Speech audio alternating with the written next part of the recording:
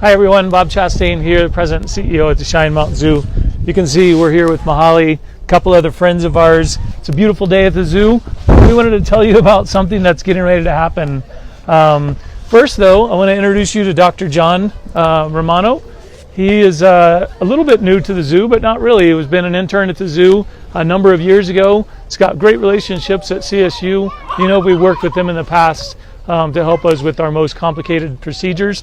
So you'll see that continue. Dr. Lisa is not here with us today. You know Dr. Lisa Dodone from Penny's all her work. You know that she's highly involved in giraffe hoof care. She has become a vice president at the zoo, and so she spends a little bit more of her time working on conservation, traveling, those sorts of things, and so we needed to get a head vet to be able to be here all the time. We're getting ready to do a procedure with Mahali because he started to get more and more sore on his feet, and that procedure can be a little bit dangerous and one that we don't do a ton in zoos and aquariums and modern zoos and aquariums because it can be a little bit risky. We wanted to be able to prepare you for that level of risk as we go into these new procedures, and here today again our purpose is to help introduce you to that concept. We'll be getting ready to go into that procedure within the next month as soon as we get everything arranged. And I'm going to let Dr. John tell you a little bit about what we've been doing to get ready and a little bit about why we think if we anesthetize Mahali, it will be best for him in the long run. Thank you, Bob. So we've been monitoring Mahali very closely over the past several months, and we've developed markers which allow us to determine how he's doing clinically and basically how his medical issues are progressing. Some of those markers include if he's limping or if he's holding up one of his legs. And the animal care staff here have been monitoring these markers on a daily basis. And most recently, we've realized that they're becoming more frequent, and it's coming to the point where we need to address it a little more thoroughly. As Bob mentioned, giraffe immobilizations are very risky, and we do all that we can to avoid it. With the advancements in training that we do here with our animals and the amazing relationships the keepers have with their animals, most of the time we're able to avoid these big procedures. But at this point, we're finding that we have no choice and we have to move forward with an immobilization to best treat Mahali.